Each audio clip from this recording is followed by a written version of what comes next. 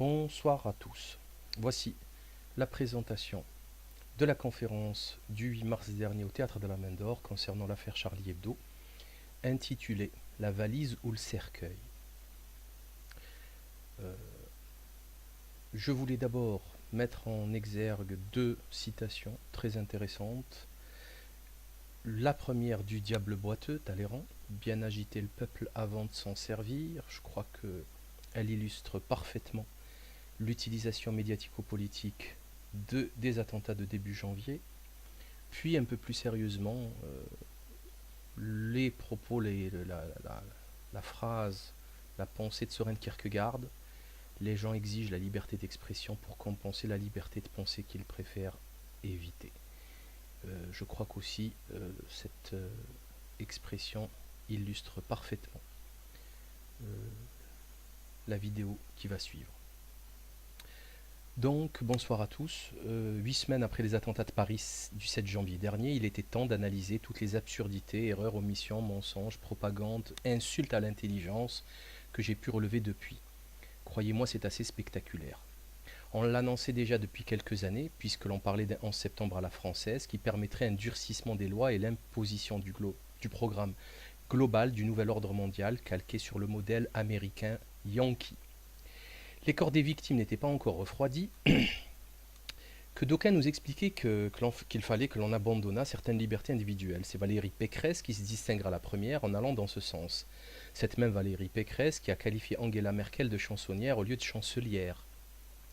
Claude Guéant, bras droit de l'escroc Sarkozy, osera, je le cite, « Il y a des libertés qui peuvent être facilement abandonnées. » Fin de citation. Ses copains de l'UMP, escrocs notoires, sont toujours libres malgré les 18 millions d'euros détournés de l'affaire Big Malian, mais ce délit n'est pas grave à leurs yeux. Ce même Claude Guéant, placé en garde à vue hier, puis mis en examen pour une grave affaire de financement occulte de campagne électorale de Sarkozy d'ailleurs, financée par un pays étranger, en l'occurrence la Libye. La France confirmera à l'ONU l'extension de la censure sans l'intervention d'un juge via de simples ordonnances de l'État et sans jugement préalable. C'est le délinquant politique Harlem Désir qui, sans ciller, fera cette déclaration ahurissante. Ce même Harlem Désir qui a été condamné le 17 décembre 1998 à 18 mois de prison avec sursis, ainsi qu'à 30 000 francs d'amende de l'époque pour recel d'abus de biens sociaux. Le frantiste Gilbert Collard, le clown franc-maçon, s'est même autorisé une déclaration ahurissante, suggérant de faire appliquer en France les stratégies israéliennes en matière de sécurité. Songerait-il lui aussi à faire construire un mur de 1200 km pour séparer les communautés nationales? Nous assisterons également à une émission de Thierry Ardisson, Salut les Terriens, hallucinante, dans laquelle une invitée qui aurait infiltré des cellules djihadistes se dit victime d'une fatwa qui ordonnerait de la tuer et de la violer. Pourquoi pas la manger aussi, pendant qu'on y est, sauce barbecue dans le jardin, en famille. Il faut savoir que d'un point de vue islamique, appeler au viol constitue un crime dont le châtiment est la mort. Je ne parle pas du viol lui-même. Le fait est que maintenant, les apprentis sorciers peuvent tout oser, ça passera toujours. C'est dingue. Quel est le contexte de tout ce carnage? Nous assistons depuis quelques mois à un déferlement médiatique anti-islam via les propos du dégénéré et plagiaire escroc Éric Zemmour, qui conclut sa croisade par la sortie de son livre Le suicide français. J'ai déjà parlé de ce filou dans mon livre La faillite du monde moderne, publié en novembre 2012 au chapitre Lettre ouverte à Éric Zemmour, dans lequel je lui posais la question de l'implication de la mafia juive dans les plus gros scandales et crimes de tous les temps, puisqu'il expliquait que les Noirs et les Arabes peuplaient les prisons. Ce pseudo-intellectuel n'hésite pas une seconde à brandir des chiffres totalement faux, inventés pour répandre la peur au sein de ses lecteurs. Un seul de ces mensonges aurait pourtant suffi à démontrer son escroquerie, sa malhonnêteté, et aurait dû lui fermer l'accès à bon nombre de tribunes médiatiques. C'est celui, par exemple, du nombre d'immigrés de moins de 4 ans qui serait égal, d'enfants, hein. On parle d'enfants, donc de moins de 4 ans, qui serait égal, dit-il, à 4 millions en France. Pourtant, il est si facile de prouver le contraire, sachant qu'en France, il y a en tout et pour tout 750 à 800 000 naissances annuelles. Une classe d'âge ne peut dépasser ce chiffre aisément vérifiable auprès de la sécurité sociale. Hein. C'est pas compliqué, c'est déclaré, c'est l'état civil, etc. Ainsi, il ne peut y avoir plus de 3 millions d'enfants de moins de 4 ans, toutes origines ethniques confondues. Rappelant qu'il est totalement illégal de diffuser de fausses nouvelles et de mentir aux gens. C'est la loi du 29 juillet 1881, article 27, qui stipule, vous le voyez affiché à l'écran, La publication, la diffusion, la reproduction par quelque moyen que ce soit de fausses nouvelles, de pièces fabriquées, falsifiées ou mensongèrement attribuées à des tiers, lorsque, faite de mauvaise foi, elle aura troublé la paix publique ou aura été susceptible de la troubler, sera punie d'une amende de 45 000 euros. D'amende. De 45 000 euros, pardon. Fin de citation. Il récidivera, le Zemmour, car son mépris des lois, qu'il est censé respecter et défendre dans sa position patriotique blabla, est assez spectaculaire. On appelle ça la chutzpah. Juste avant les attentats du 7 janvier, nous avons assisté à la sortie du nouveau livre de l'islamophobe Michel Houellebecq, qui, rappelons-le, déclarait en septembre 2001 dans la revue Lire, la religion la plus quand c'est quand même l'islam. Fin de citation. De cette phrase insultante et totalement gratuite, il sera relaxé en 2002 par la justice. Sauf que nous apprendrons en ce début janvier 2015 que lorsqu'il avait prononcé cette sentence, il n'avait même pas lu le Coran, puisqu'il déclarera, je le cite, « Le Coran est mieux que je ne le pensais maintenant que je l'ai lu ». Source AFP. Et oui, rappelons que Houellebecq, le plus français des Irlandais, a décidé de s'expatrier en Irlande pendant 11 ans, afin de payer le moins possible d'impôts. C'est son côté patriotique, je suppose. Il faut également rappeler que le quinquennat Sarkozy a été quasiment dédié à la question islamique en France. Souvenez-vous du débat sur la question d'identité nationale, la fameuse expression du Karcher, etc., etc. On a tous vu la grimace de Sarkozy qui ne se savait pas filmer à la radio quand une auditrice lui a pris au passage sa conversion à l'islam, avec une petite moue de dégoût. Dernièrement, on a eu droit au mensonge de l'escroc Jean-François Copé concernant les petits pains au chocolat, prétendument volés dans une cour d'école en plein mois de Ramadan. On sait très bien, tout le monde sait que c'était faux. Les résultats se sont très vite fait sentir puisque des dizaines de mosquées ont été attaquées ou incendiées à peine quelques jours après le 7 janvier. On en est à plus de 120 lieux de culte attaqués, dont certains à la grenade. Curieusement, aucun déplacement de ministre n'a été enregistré sur les lieux de culte attaqués à l'arme de guerre. Qu'en est-il de la réalité, de la rédaction de Charlie Hebdo ? Revenons maintenant à Charlie Hebdo. Ciné, l'historique dessinateur qui a été viré, comme un malpropre pour des propos jugés antisémites par Philippe Val, tenu contre le fils Sarkozy, il explique très bien dans une vidéo dans laquelle il détaille les rapports des caricaturistes avec le pouvoir en place, la mairie, le gouvernement, etc. Ciné sera relaxé par la justice, et Philippe Val condamné, il faut le rappeler, puisqu'il gagnera 70 000 ou 80 000 euros d'indemnité. Donc c'était faux. Mais c'est pas grave, on nous balance, on nous dit que Charlie Hebdo c'est la liberté d'expression, ils ont censuré un des leurs et on nous dit que c'est la liberté d'expression. Et ça a été gagné au tribunal, donc il n'y a même pas à discuter. N'oublions pas de citer l'affaire Lefred-Touran, célèbre caricaturiste qui fut censuré par la crapule islamophobe Philippe Val pour avoir osé dessiner son compagnon chansonnier et pédophile condamné par la justice Patrick Fonte. Oui, vous entendez, lisez bien, le compagnon de 20 ans, chansonnier de Philippe Val, Patrick Fonte est pédophile et Charlie Hebdo l'a protégé en refusant un dessin exécuté par Lefred-Touran alors que le journal lui-même faisait des prêtres pédophiles un fonds de commerce récurrent et prospère. Hypocrisie quand tu nous tiens. On a tous découvert après le massacre que Charb avait une relation avec Jeannette Bougrabe, qui fut secrétaire d'État du gouvernement Fillon, de la présidence Sarkozy, et qui faisait partie des cercles de pouvoir les plus conservateurs qui soient, à l'antipode de ce qu'affirmaient être Charb et ses associés. Pourtant, ça ne semble choquer personne. On a su également, après le massacre, qu'un grand nombre de francs-maçons faisaient partie de l'équipe du journal. On comprend mieux ainsi le peu d'esprit critique que présentait Storchamp vis-à-vis de la secte maçonnique et de son implication dans les plus gros scandales médiatico-politico-financiers, anciens et récents. Même l'épouse de Wolinski est une vénérable de loge. C'est dire. Une énième lourde contradiction doctrinale, le fait que Charlie Hebdo était hébergé chez Libération, journal de gauche, dont le patron est un bankster répondant au doux nom de Rothschild. Ça non plus, ça ne choque pas grand monde. Lorsque l'homme d'affaires Rachid Nekaz proposera de racheter Charlie Hebdo en difficulté financière, il essuiera un refus. Rothschild oui, Nekaz non. Ils auraient préféré avoir affaire à un fonds de pension US ultra-capitaliste qu'à leur concitoyen Rachid Nekaz. Ça, c'est leur côté anarchiste, certainement. Peut-on passer sous silence la question de l'islamophobie pathologique de Charlie Hebdo depuis l'époque Philippe Val ? Olivier Cyran, ancien de l'équipe, a publié un long article dans Le Monde. Les mots utilisés par Cyran sont très durs. Affairisme, formatage, despotique, la catastrophique Fourest, etc. Il les accuse d'islamophobie directement, ce qui a obligé Charb justement à répondre. L'acharnement de la rédaction de Charlie Hebdo quant à la question islamique ne peut être ignoré. Cette volonté morbide de dessiner et redessiner le prophète de l'islam dans les postures les plus avilissantes ne peut être prise à la légère. Wolinski lui-même l'a dit à la rédaction et à Sharp selon le témoignage de Delphel Detemps, l'ancien membre fondateur de Charlie Hebdo. Lui-même, donc, il y a 50 ans, il était là. Dans l'Observateur du 14 janvier, donc il a écrit ce papier qui créa une très grosse polémique. Je le cite. Je crois que nous sommes des inconscients. Donc ça, c'est Delphel Detemps qui cite Wolinski, qui parle à la rédaction. Je crois que nous sommes des inconscients et des imbéciles qui avons pris un risque inutile. C'est tout. On se croit invulnérable. Pendant des années, des dizaines d'années même, on fait de la provocation et puis un jour, la provocation se retourne contre nous. Il ne fallait pas le faire. Fin de citation. Parole de sagesse. N'importe quelle personne, fût-elle la plus sage et la plus pacifique, peut au bout de la 300 millième insulte perdre la raison et devenir violente. En droit, cela s'appelle du harcèlement et c'est condamnable. Comment occulter le fait que la rédaction de Charlie Hebdo soit pleine de sionistes virulents? Comment passer sous silence le fait qu'il soit peuplé d'homosexuels militants du lobby LGBT, comme Caroline Fourest ou récemment Charb Belluz, celui-ci ayant avoué sa relation charnelle avec Charb et s'en étant même énorgueilli en pleine cérémonie solennelle lors des funérailles? Comment occulter la présence de nombreux frères Latruelle, intégristes du Grand Orient de France? Chose qui n'est jamais dite au peuple. Eux, ils se font passer pour des gens objectifs, des brands franchouillards, honnêtes, pour la liberté d'expression, qui dénoncent le politique véreux, tout en combattant pour les intérêts de la veuve et de l'orphelin. Mais sauf que c'est pas ça la vérité. Il faut dire que leurs dessins sont d'une qualité médiocre, scatopornographique pour la plupart d'entre eux, à tel point que j'ai toujours été choqué de constater la fixette maladive qu'ils font sur le caca.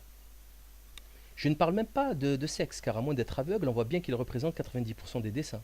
Personnellement, lorsque je songe à l'âge de certains caricaturistes, qui ont allègrement dépassé les 8 décennies, et lorsque je vois leurs dessins, je suis légitimement en droit de me poser des questions sur leur santé mentale. Une question mérite à mon sens d'être posée. En quoi, comment, pourquoi et à quel moment peut-on juger pertinent le fait de dessiner un gros étran ou une caricature de Valéry Giscard d'Estaing en forme de verge? Quelle civilisation humaine peut-elle accepter cette dégradation de l'intellect? À leur seule défense, l'accusation de complotisme. Toute personne se posant des questions légitimes sera traitée de complotiste, comme si c'était une insulte, une espèce de maladie incurable et honteuse. Très curieuse défense lorsque l'on a vécu très récemment les affaires Cahuzac, Copé, Bernard Petit, le patron du 36 Quai des Orfèvres, Guérini, Andrieux, Thévenoud, Taubira, Kucheida, sans oublier les délinquants Balkany, Harlem Désir, DSK.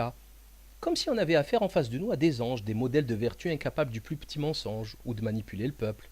Alors que ces mêmes voyous récidivistes crieront immédiatement au complot lorsque ce sont eux qui se sont impliqués dans des affaires scabreuses. Je vous rappelle le Conspiracy Club que j'ai initié et qui contient absolument toutes les personnalités politiques qui ont crié au complot dès qu'ils étaient impliqués dans des affaires louches et douteuses. Pire encore, summum de l'abjection la plus crasse, la plus nauséabonde, la plus puante, pour utiliser le vocabulaire de ces dégénérés. L'avocat de Charlie Hebdo, Richard Malka, accessoirement avocat de la Chambre de compensation criminelle Clearstream, qui a changé de nom depuis, traitait l'excellent et courageux journaliste Denis Robert de petit conspirationniste parano à la barre lors des nombreux procès contre cette mafia de la finance. Bien sûr, ça ne choque personne que Richard Malka soit à la fois l'avocat de Clearstream et du très gauchiste journaleux, des très gauchistes journaleux Charlie Hebdo, qui lors des funérailles ont entonné l'Internationale. C'est de la science-fiction. On assistera à l'interview de l'inénarrable Rudi Reichstadt, ubiquitaire et grand spécialiste du complot sur Internet, qui tient un site depuis 8 ans et dont on se demande qui peut bien le financer. On assistera également à la fameuse tirade « On dit tout et n'importe quoi sur Internet, on est sous couvert d'anonymat, blabla ». C'est un certain Guilhem Fouettilou qui dira cela dans le magazine Média sur France 5 le 25 janvier dernier. Ceci est un pur mensonge, car j'en ai fait moi-même l'expérience lors de mon procès contre Skyrock et le sataniste Pierre Bélanger. Il suffit de quelques minutes à la police pour retrouver l'auteur des propos qui sont jugés dans les tribunaux. Il suffit de retrouver l'IP de l'ordinateur. Donc c'est faux. Les plateformes vidéo et autres sites d'hébergement peuvent vous censurer au bout de quelques minutes seulement après signalement. Ils suppriment, ils censurent le compte. C'est ce qui m'est arrivé le 9 mai 2009, justement, avec Dailymotion et Skyrock. Je dis donc au passage à messieurs Reichstad et Fouettilou et consorts que j'attends toujours les procès et autres débunkages de mon livre La faillite du monde moderne, ce qui n'a jamais été fait.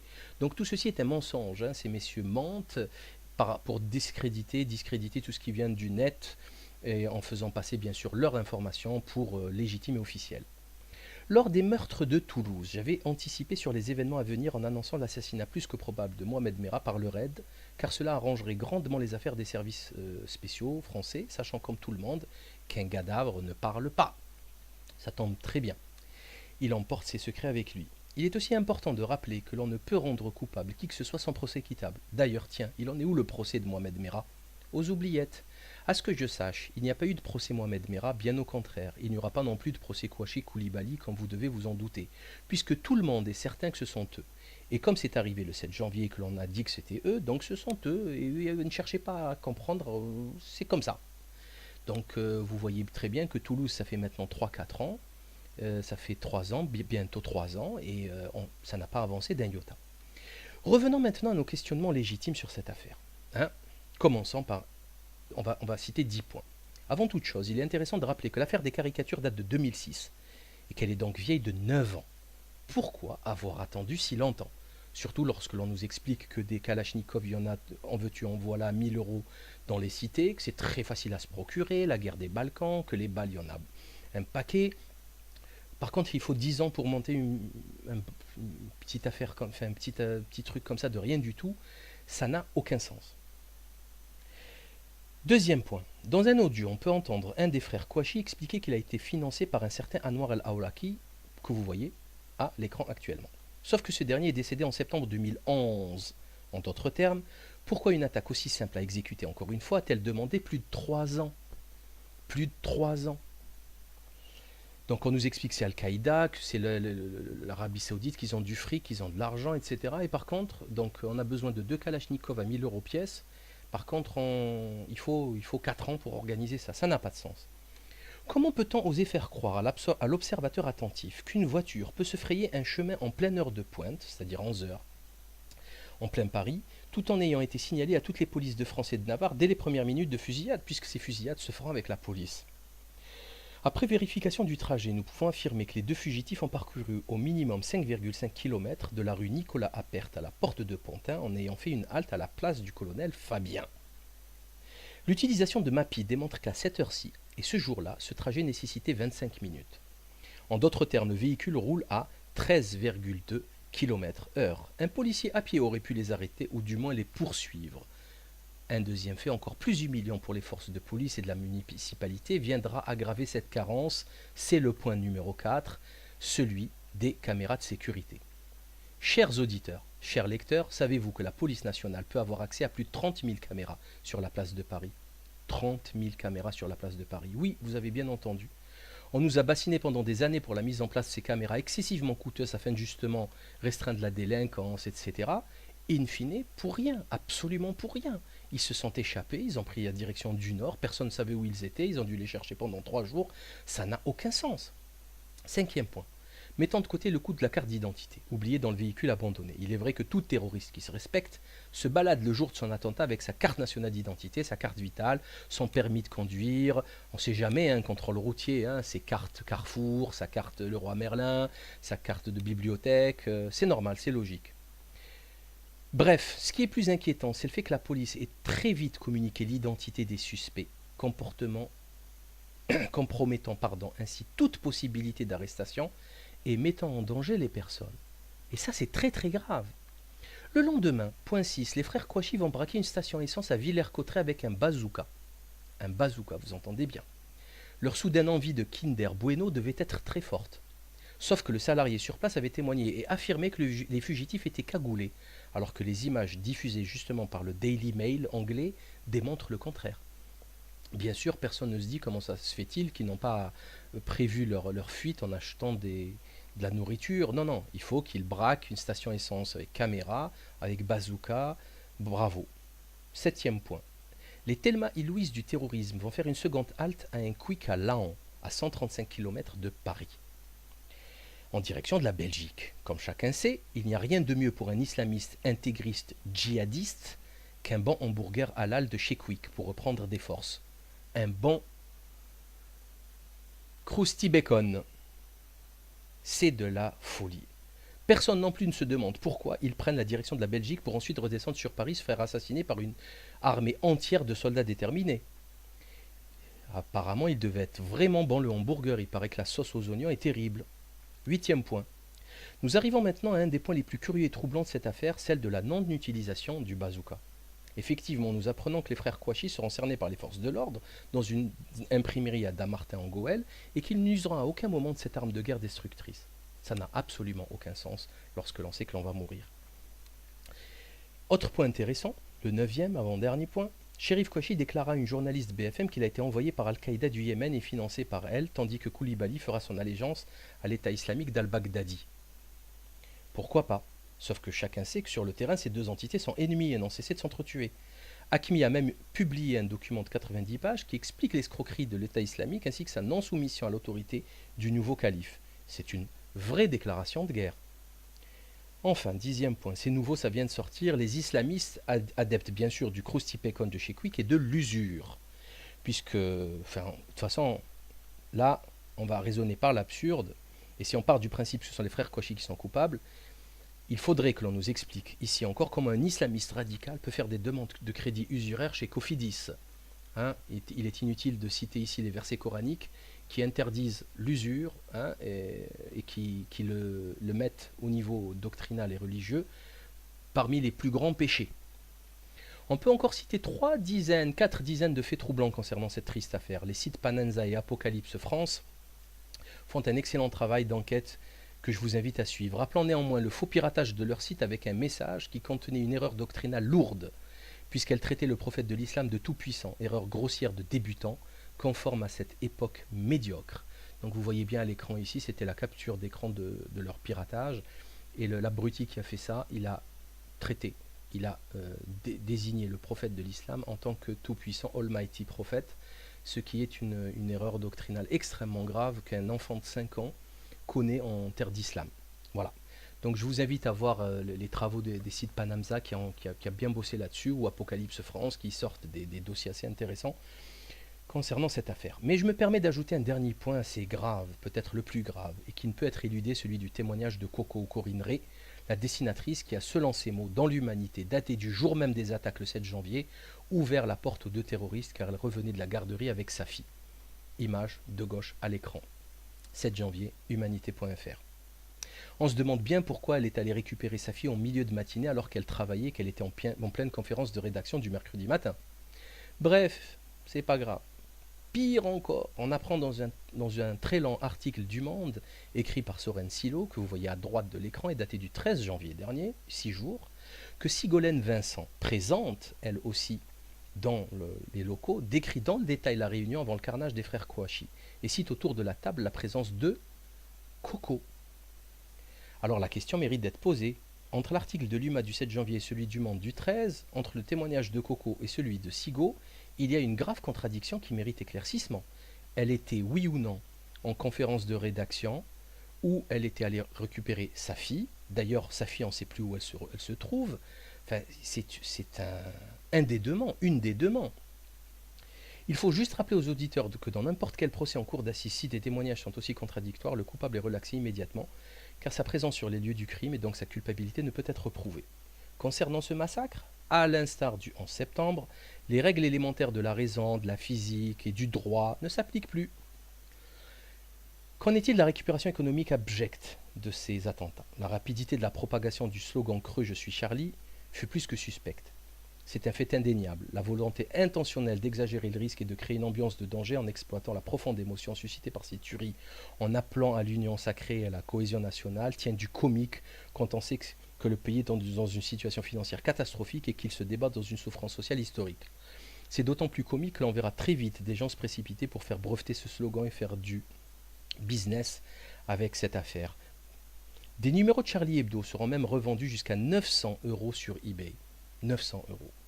Le patron de BFM TV, Alain Veil, s'est même permis un tweet en plein massacre dans lequel il exprimait sa joie d'avoir gagné quelques points d'audimat. Il s'en excusera plus tard, mais c'est malheureusement trop tard. Plus glauque encore, Le CAC 40 saluera les attentats de Paris par une hausse historique. Le jour même des attentats, un petit 0,72%, bien sympa, tranquille. Le lendemain, c'est guinguette, 3,59%. Hausse historique depuis des lustres du jamais vu. C'est la seule apologie, c'est la seule et unique apologie de terrorisme que j'ai vue ces derniers jours. Quant à la récupération politique, quelle superbe occasion pour nos politiques véreux de se refaire une virginité en ces temps économiquement apocalyptiques, du pain béni. Le 8 janvier, Sarkozy, qui vient tout juste de recevoir le prix du meilleur menteur de l'année en politique, était déjà reçu à l'Élysée par François Hollande. On se demande bien pourquoi. C'est le front uni contre la barbarie qu'ils disent. Hollande-Valls doublent leurs points dans les sondages. C'était inespéré. On ne parlera plus de chômage et de crise pendant 30 jours. Pendant même plus. Le plus beau sera la marche des chefs d'État du dimanche 11 janvier, que les médias ont mis en scène. D'ailleurs, elle a été repoussée le dimanche parce que le samedi, c'était Shabbat. Donc, c'est quand même assez ahurissant de changer le programme d'un peuple entier pour une micro-minorité. Mais pourquoi pas? Moi, personnellement, ça ne me dérange pas. Mais il faut que les gens le sachent. Le problème, c'est que l'on avait réuni pour cette marche des pires, je dis bien les pires dictateurs et criminels du monde. Alors bien sûr, la marche des leaders soi-disant à la tête d'1 million de citoyens défilant dans Paris était en fait un leurre. Certes, ils en marchaient, mais tout seuls, totalement isolés du peuple. Le reste, comme le démontrent les images, ce sont des plans de coupe, des plans de caméra qui trompent le monde. Donc cette manifestation a réuni les plus grands dictateurs, les plus grands censeurs et assassins de journalistes. Ils étaient tous à Paris pour défendre la liberté d'expression. N'est-ce pas une insulte à l'intelligence? Macky Sall interdira Charlie Hebdo au Sénégal après avoir participé à cette marche. Charlie Hebdo n'aurait même pas eu le droit d'exister en Israël. Ce qui est foncièrement hypocrite, c'est que Netanyahou, le boucher de Gaza, soit venu en France. Cela jouait liberté d'expression en sachant pertinemment que dans son propre entité scélérate, une loi punissant l'offense aux sensibilités religieuses existe. D'imposantes manifestations ont eu lieu à Alger après la grande prière du vendredi suivant. Des heurts violents ont opposé les manifestants aux forces de police. Pourtant, le ministre des Affaires étrangères Ramtan Lamamra était à Paris ce 11 janvier, alors que toute manifestation est interdite en Algérie depuis plus de 20 ans. Vous vous moquez de qui? Pour prouver l'hypocrisie maladive de nos élites, il suffit de remarquer le nombre d'articles concernant les massacres de milliers de personnes par Boko Haram. Où sont les une chocs? Où sont les marches républicaines populaires blabla? On a attendu en vain ces mêmes hauts personnages et responsables politiques dans les marches de soutien au peuple palestinien lors des multiples massacres des Gazaouis. Ils ont préféré marcher avec Netanyahou, le boucher de Gaza. Non, non, je ne suis pas Charlie, je ne le serai jamais. Nous ne serons pas les seuls d'ailleurs à ne pas l'être, oh que non. De nombreuses personnalités, pas des moindres, ont décidé de se déclarer ne pas être Charlie. On peut citer par exemple Charles-Philippe d'Orléans, qui publiera un papier intitulé « Non, je ne suis pas Charlie ». On peut citer également Dominique Vidal, Jean-Michel Vernochet, Emmanuel Todd, l'américain, Glenn Greenwald, celui qui est le journaliste qui a publié le bouquin sur Wikileaks, voire l'excellent Paul-Louis Zambert, meilleur expert en scandale économique français, et bien d'autres qui ne veulent pas sombrer dans ce sentimentalisme puéril et ce chantage que l'on veut, qui veut que l'on soit obligatoirement pour Charlie, faute de quoi on serait catalogué comme terroriste, mangeur d'enfants, voilà. L'eurodéputé italien Giulietto Chiesa non plus n'est pas tombé dans le panneau. Il faut bien comprendre que les Italiens ont un passé sanglant dans le complot des réseaux Gladio et autres loges P2 maçonniques que de Liccio Gelli. Ils ont donc une lecture des événements beaucoup moins naïve que nous autres Français, car le complot chez eux est réel et a été jugé dans les tribunaux, le complot maçonnique. C'est l'excellent Jon Stewart aux USA qui fera remarquer dans un sketch l'absurdité des déclarations des autorités publiques françaises concernant la liberté d'expression, alors qu'elles ont interdit et continuent d'essayer d'interdire à Dieudonné de s'exprimer. Qu'en est-il du concept de liberté d'expression? On est bien placé ici pour affirmer que ce concept est une vue de l'esprit et qu'il n'existe pas en France. Dès que vous sortez des clous, vous rencontrez énormément de difficultés pour vous exprimer. À titre d'exemple, on peut citer l'impossibilité d'obtenir une salle publique municipale lorsque l'on dénonce le gouvernement et les magouilles politiques UMPS. J'ai été personnellement censuré par les municipalités de Lyon, Toulouse. Un procès est en cours actuellement avec cette dernière ville d'ailleurs. Johan Livernet a également perdu une salle de conférence toulonnaise. Dieudonné a carrément eu droit à la totale. En réalité, on se rendra très vite compte que cette liberté d'expression qu'il défendait la veille ne s'applique plus le lendemain pour toute personne qui n'est pas Charlie. Ils ont battu le pavé le 11 janvier durant toute une journée avec des criminels de guerre pour un concept qu'ils refusent à leurs adversaires intellectuels le lendemain. Lorsque l'on apprendra que la Grande-Bretagne espionne les journalistes français, du Monde en l'occurrence, et pas seulement, personne ne criera au scandale. Vous avez vu, vous, une crise diplomatique? Que la NSA ait mis sur écoute Hollande, Merkel et les autres, pareil, kiff kiff, rien, walou, nada. Et ça ose parler liberté d'expression et de souveraineté. Qu'en est-il du complot? Parlons maintenant, s'agissant de cette affaire, de l'aspect concret du complot. Tout d'abord, nous pouvons remarquer que les frères Kouachi, voire même Mohamed Merah, correspondent parfaitement au profil psychologique des auteurs des mêmes types d'affaires s'étant produits aux États-Unis. Selon Human Rights Watch, c'est pas moi, hein, c'est un site officiel, le FBI a aussi souvent ciblé des personnes vulnérables souffrant de troubles mentaux et intellectuels. Ce qui colle parfaitement avec les cas des frères Kouachi qui n'avaient pas de structure familiale et de culture enracinée, et dont un article très très lent et intéressant d'une personne, une éducatrice qui les a connus, expliquait leur situation familiale en parlant de divorce, de prostitution de la maman et de pédocriminalité. Cela fait des décennies que les services secrets occidentaux réalisent ce genre d'opérations criminelles, et pourtant tout le monde, tous les médias, les spécialistes des médias font semblant de ne pas le savoir. En d'autres termes, on a eu un documentaire très intéressant sur France 2 concernant le financement. Alors vous avez le FBI qui crée l'attentat, qui ramène les armes, qui ramène l'argent, donc il donne la cible, les armes, l'argent, il monte la tête à des attardés mentaux, hein, il y avait des schizophrènes, des débiles mentaux légers. Ils ont créé des faux attentats. Voilà ce que fait le FBI, ce n'est pas moi qui le dis. Mieux encore, lors de la commission des affaires étrangères, de la défense et des forces armées, le très officiel général Vincent Desportes déclara en séance publique le 17 décembre 2014 que Daesh est une création US. Je le cite. Quel est le docteur Frankenstein qui a créé ce monstre? Affirmons-le clairement, parce que cela a des conséquences, ce sont les États-Unis. Par intérêt politique à court terme, d'autres acteurs, dont certains s'affichent en amis de l'Occident, d'autres acteurs donc, par complaisance ou par volonté délibérée, ont contribué à cette construction et à son renforcement. Mais les premiers responsables sont les États-Unis. Que dire de plus si ce n'est rien? La parole va se libérer. À qui sera la plus abjecte? Le renégat et escroc franc-maçon Émeric Chokrade jettera de l'huile sur le feu dans une vidéo d'une grande virulence et dangerosité, puisqu'il traitera une grande partie des musulmans de France de cinquième colonne. Cinquième colonne. Quelques semaines auparavant, dans un papier qui a fait un peu de bruit mais pas assez, il appelait déjà l'assassinat pur et simple, comme il le dit lui-même in situ, des Français s'étant engagés en Syrie contre le gouvernement de Bachar. Oui, vous entendez bien, il appelle à l'assassinat ciblé à coups de sniper, en toute lâcheté et sans jugement aucun, de Français ayant été lourdement trompés et abusés par le gouvernement Hollande qui les poussait à aller libérer la Syrie du dictateur Bachar pour y instaurer la démocratie. Souvenez-vous des paroles de Laurent Fabius, notre ministre des Affaires étrangères, lorsqu'il qualifiait les actions et avancées sur le terrain de Jabhat el-Nosra, affilié à Al-Qaïda, de joli travail. Mais ça, Émeric Chokrade, ça n'intéresse pas. Philippe Tesson ira encore plus loin en assumant à la radio chez Morandini un racisme déconcertant d'aisance. Rappelons que Philippe Tesson avait déjà appelé à l'exécution physique de Dieudonné dans l'émission Accords et désaccords. Pas un imam pour s'insurger ou même s'indigner, pas un consul ou un ministre maghrébin pour venir crier son horreur face à de telles déclarations. Non, monsieur Tesson, les musulmans ne foutent pas la merde en France. Ceci est un grossier mensonge, une propagande dangereuse d'essence maçonnique qui a pour objectif de déclarer la guerre au monde islamique afin d'instaurer un nouvel ordre mondial et de reconstruire le troisième temple de Jérusalem, le temple pour lequel planchent les frères Latruelle comme vous. Des preuves j'en ai. Qu'en est-il de la loi Pompidou-Rothschild, hein? L'instauration de la loi de 1973 obligeant l'État à emprunter sur les marchés privés et non plus de battre souverainement sa monnaie. Cette loi a créé une dette abyssale de près de 2000 milliards d'euros. Moi, je n'ai vu aucun musulman impliqué dans cette affaire.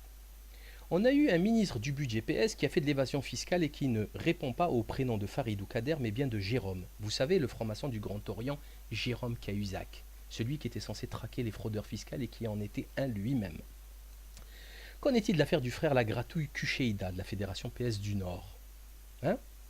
On y rencontre également la main occulte et criminelle de la maçonnerie du Grand Orient de France, hein, et le détournement de centaines de millions d'euros dans des marchés publics truqués. Il n'y a pas de musulmans à la barre dans cette affaire non plus, hein. Je vous invite à lire le livre Rose Mafia 1. Qu'en est-il de Jacques Servier de Big Pharma, hein? Ce monsieur est responsable de l'assassinat de plusieurs milliers de personnes par la vente forcée de son poison le Mediator en toute connaissance de cause, hein? Qui a été ici décoré de la plus haute distinction de la Légion d'honneur, Grand Croix de la Légion d'honneur par l'escroc Sarkozy. Il est mort tranquillement dans son lit, dans son hôtel particulier à Neuilly. Pas de musulmans dans cette affaire non plus. Qu'en est-il de l'affaire Big Million UMP? Les protagonistes de cette affaire, à 18 millions d'euros sont nombreux. Sarkozy, Copé, Lavrieux, Millot, Alves, Attal, nos musulmans dans cette affaire, nos musulmans. Qu'en est-il des gouvernements successifs qui ont poussé à la destruction de l'industrie française avec la mise au chômage de millions de personnes et la perte d'un savoir-faire centenaire réputé mondialement du fait des délocalisations qui ont été menées et encouragées par ces gouvernements successifs à la tête du pays? Moi, je n'ai vu aucun musulman dans ces gouvernements. Qu'en est-il de la télélobotomisation? La télé-poubelle ces 20 dernières années n'a eu de cesse de promouvoir tout ce qu'il y a de plus abject et de plus avilissant. Il n'y a pas de musulmans dans les organigrammes de TF1, Canal+, Blabla, M6, la télé-poubelle. Qu'en est-il de la théorie du genre? Vous avez vu des musulmans promouvoir toute cette saleté? Qu'en est-il de l'affaire Bernard Tapie, Christine Lagarde? Près d'un demi-milliard d'euros volés grâce à un subterfuge consistant à court-circuiter la justice classique en passant par un comité d'arbitrage fumeux de copains et de coquins. Il n'y a pas de musulmans dans cette affaire. Pierre Mazot, Jean-Denis Bredin, Pierre Estou. Non, pas de musulmans. Qu'en est-il de l'arnaque dite du carrousel de TVA? Il s'agit de 10 à 20 milliards d'euros volés au trésor public, l'équivalent de la moitié de l'impôt sur le revenu annuel. La mafia juive, oui, c'est vrai, il y en a beaucoup, et l'argent est détourné in fine dans l'entité sioniste scélérate. Mais des musulmans, non, il n'y en a pas. Je ne sais pas pourquoi. Ils ne sont pas assez futés peut-être pour voler tout cet argent. Peut-être qu'ils sont honnêtes, un peu plus honnêtes, je ne sais pas. Qu'en est-il de la corruption de la police? Les dernières affaires sont ahurissantes et très inquiétantes. En parlant de Michel Néré, puis celle de Jean-Christophe Lagarde, patron de la police du Nord qui organisait des partous pour DSK, ou encore le carnage de la BAC Nord de Marseille, impliqué dans des braquages, dans du trafic de drogue, ou dernièrement le 36 quai des Orfèvres, ou plus justement gang des Orfèvres, le fleuron de la police française. Car en quelques mois à peine, nous avons comptabilisé un viol dans leurs locaux du 36 par 3 pochetrants, un vol de 52 kilos de cocaïne, et maintenant l'affaire Bernard Petit, etc., qui implique la franc-maçonnerie en premier lieu. No Muslims. Il n'y a pas de musulmans dans cette affaire, monsieur Philippe Tessan. Finky le clown se hâtera de nous faire part du faux témoignage d'un romancier maghrébin qui aurait relaté les propos de lycéens qui auraient approuvé ces attentats. Des propos extrêmement violents, et en fait, une petite enquête a été faite, et c'était tout inventé, c'était faux. NKM, Nathalie Kosciusko-Morizet, va parler aux médias mainstream chez Bourdin, affirmant que des dizaines d'enfants arrivaient régulièrement en retard pour cause de prière du matin. Ça avait fait un scandale. Il faut simplement savoir que la prière du Fajr au Subh, seule et unique prière obligatoire du matin, et non du Shuruq, est accomplie largement avant l'entrée en classe, puisqu'à la fin décembre, où le lever du soleil est le plus tardif de l'année, elle ne peut excéder 7h20. Pour la région parisienne, 6h56 pour la région marseillaise. Donc, il est impossible que cette histoire soit vraie. Mais c'est pas grave, on a quand même menti en faisant passer les musulmans pour des intégristes, des débiles mentaux qui emmènent leurs enfants en retard à l'école, etc., etc., etc. Le mal est fait. En contrepartie, comme Charlie Hebdo va récidiver avec une énième caricature du prophète, cela créera des tensions dans le monde entier. Des églises de nos frères chrétiens seront incendiées à Niamey. Merci qui? Merci Charlie. Hélas, les musulmans africains ne savent pas tous que ces attaques incessantes contre leur religion n'est pas le fait des chrétiens, oh que non, mais de francs-maçons et autres dégénérés de la pire espèce qui n'ont absolument rien à voir avec le Christ. Nous assisterons même en France à une scène mémorable et chaleureuse de 2 prêtres qui surveillaient la mosquée pendant la prière du vendredi à cause des attaques islamophobes qui se sont multipliées dernièrement. En Belgique, la communauté juive exige des armes, rien que ça. Rien de mieux pour accélérer une bonne petite guerre civile, bien comme il faut. Merci qui? Merci Charlie. Que la raison et la réflexion reviennent au plus vite. Autrement, tout ceci sera compliqué à redresser. Il n'est plus question ici de valise ou de cercueil. On n'est plus en 62 et les temps ont changé. Les mentalités aussi. Mais bien de cercueil pour tous, car la guerre civile que ces dégénérés pathocrates nous préparent va être particulièrement sanglante et d'une extrême violence. Il faut absolument sortir du schéma politique partisan et du vote démocrateux et réveiller les masses à la réalité politico-mafieuse de la France. Rien ne se gagnera par les urnes et ce ne sera certainement pas le Front nationaliste qui fera bouger les lignes. Vous avez vu l'appel de Marine Le Pen qui invite le CRIF à aller la rencontrer. On savait qu'il y avait déjà la LDJ au BBR, maintenant c'est le CRIF. Lisez le livre Jean-Marie Marine et les Juifs pour comprendre le côté sioniste du Front National assez abject qui n'a rien à envier à l'UMPS. Il faut arrêter de croire à cette mascarade démocrateuse parce qu'on n'a plus le temps. Il faut s'atteler à élever le niveau de conscience et de savoir du peuple, car on l'a bien vu dans ces attentats. La hantise du système est justement de se rendre compte que plus personne n'est dupe de leur cirque. Et Dieu merci, on sent le vent tourner. On sent le vent tourner, vu les dernières émissions qu'on a vues à la télé, la dernière qui date du 7 mars dernier de Franz-Olivier Gisbert sur le complot. Et donc il faut vraiment, vraiment réveiller le maximum de personnes, faire un travail d'information de qualité, réveiller le maximum de personnes à la réalité par des faits concrets, hein, en précisant les choses, parce qu'autrement, sincèrement, la situation va dégénérer et on va avoir droit à un cercueil pour tous. Une guerre civile, on sait quand elle commence, on ne sait jamais quand elle finit. En Algérie, ça a duré 10-15 ans, d'ailleurs ça n'a jamais fini. Au Liban, ça a duré 17 ans. Il faut faire très attention. Merci pour votre attention et à très bientôt.